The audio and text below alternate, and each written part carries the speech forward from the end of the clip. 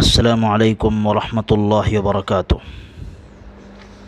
الحمد للہ والصلاة والسلام علی رسول اللہ، اما بعد فاعوذ باللہ من الشیطان الرجیم، بسم اللہ الرحمن الرحیم۔ لن ینال اللہ لحومها ولا دماؤها ولکن ینالہ التقوی منکم۔ عن عائشة رضی اللہ تعالی عنہا قالت قال رسول اللہ صلی اللہ علیہ وسلم ما عمل ابن آدم من عمل يوم النحر أحب إلى الله من إحراق الدم وإنه ليأتي يوم القيامة بقرونها وأشعارها وأزلافها وإن الدم ليقع من الله بمكان قبل أن يقع بالأرض فتيبوا بها نفسا، رواه الترمذي وابن ماجہ۔ محترم سامعین، اس وقت اس آڈیو کے ذریعے سے عید الاضحیٰ یعنی قربانی اور عشر ذی الحجہ کی اہمیت کو بتلانا مقصود ہے تاکہ یہ ایام غفلت اور سستی میں نہ گزر جائے اور یہ عبادت رسم و رواج کی نظر نہ ہو جائے بلکہ خدا کے یہاں مقبول ہو۔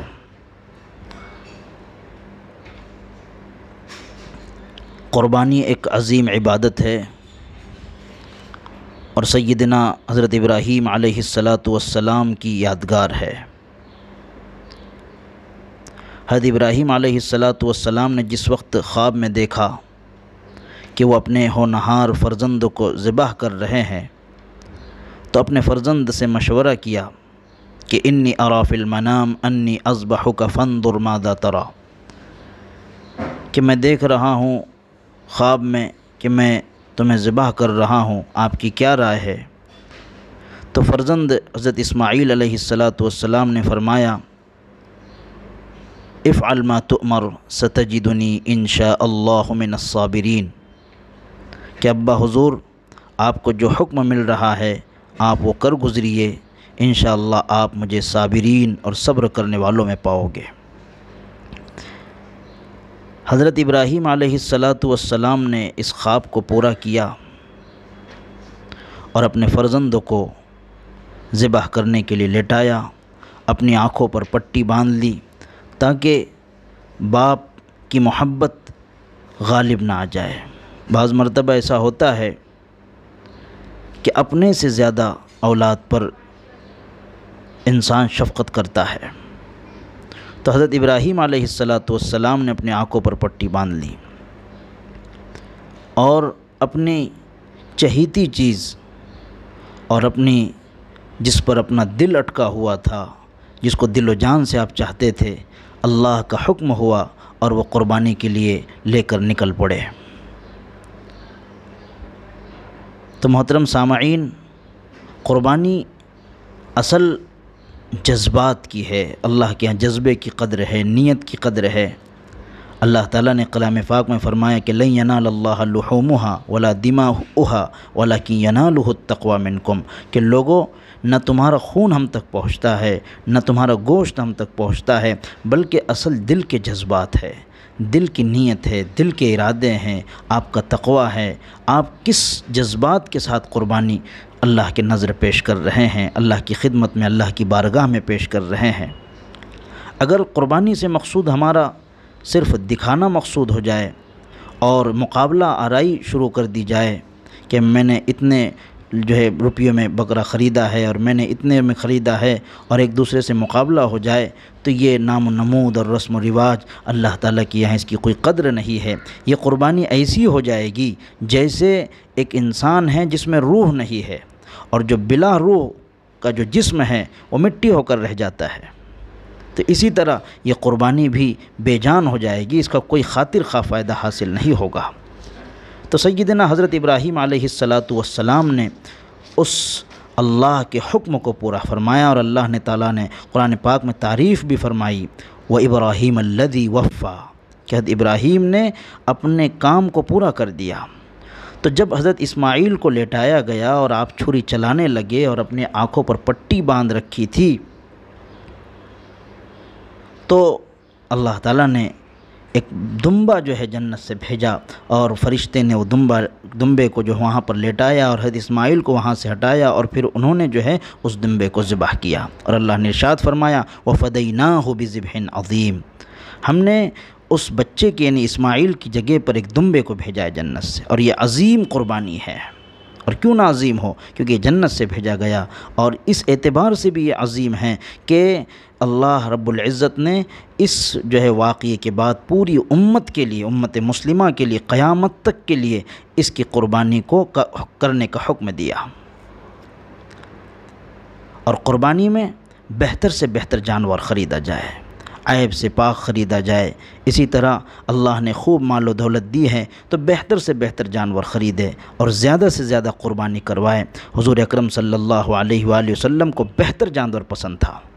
اور حدیث پاک میں آتا ہے کہ قربانی کے جانور کے خون پہلے گرتا ہے یا قربانی کرنے والے کی مغفرت پہلے ہو جاتی ہے، اس کا اندازہ مشکل ہے۔ یعنی اس کا مطلب یہ ہوا کہ قربانی کے خون گرنے سے پہلے اللہ قربانی کرنے والے کی مغفرت فرما دیتے ہیں۔ حضرت عائشہ رضی اللہ تعالی عنہا سے روایت ہے کہ رسول اللہ صلی اللہ علیہ وسلم نے ارشاد فرمایا، ذی الحجہ کی 10ویں تاریخ یعنی عید الاضحیٰ کے دن فرزند آدم کا کوئی عمل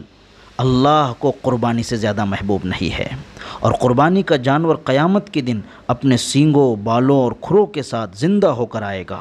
اور قربانی کا خون زمین پر گرنے سے پہلے اللہ تعالیٰ کی رضا اور مقبولیت کے مقام پر پہنچ جاتا ہے۔ بس اے خدا کے بندو، دل کی پوری خوشی کے ساتھ قربانی کیا کرو، یہ قربانی کی اہمیت ہے۔ تو ہم اس بات کا تہیہ کر لیں کہ ہم قربانی اللہ کی رضا کے لیے اور کریں گے، اور قربانی کے اندر جو ہے نام و نمود اور دکھاوا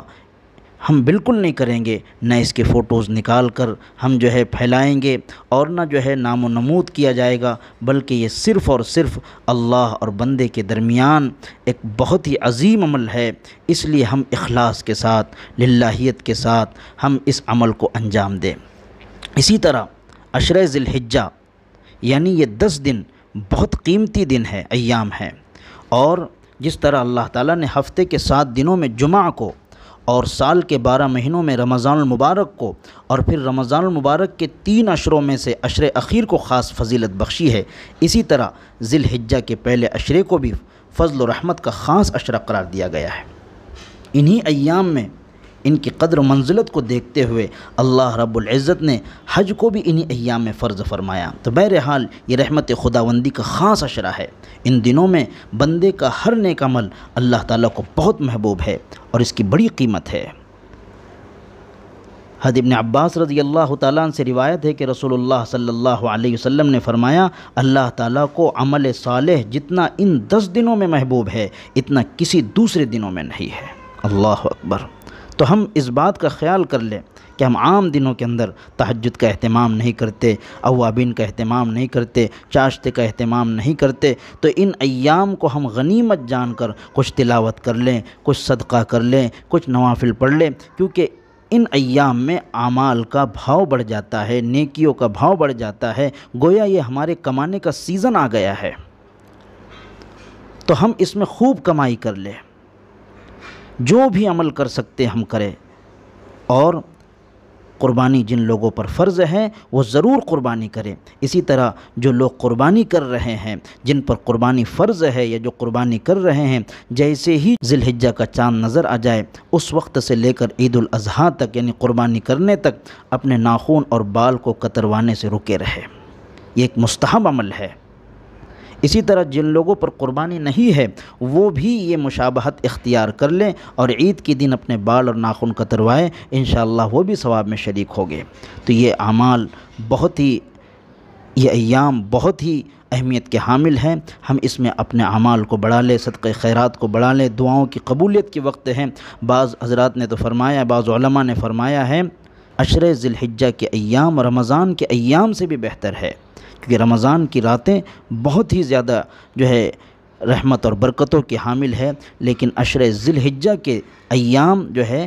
وہ بھی جو ہے اہمیت کے حامل ہے۔ اس لیے ہم اس بات کا خیال رکھیں کہ ان ایام کے اندر خوب عبادتیں کریں، اور جو صدقہ دے سکتے ہیں دیں، اور جن لوگوں پر قربانی فرض ہیں وہ قربانی ضرور کرے، کیونکہ قربانی کا کوئی اور بدل نہیں ہے۔ قربانی کے ایام میں قربانی ہی کرنا اللہ کی طرف سے اللہ کا حکم ہے، رسول اللہ کا ارشاد ہے کہ جس شخص پر قربانی فرض ہے اور وہ قربانی نہ کرے تو ایسا شخص ہماری عیدگاہ میں بھی نہ آئے۔ اس قدر سخت وعید ہے، قربانی کا اہتمام کریں۔ اللہ رب العزت عمل کی توفیق عطا فرمائے۔ والسلام علیکم ورحمۃ اللہ وبرکاتہ۔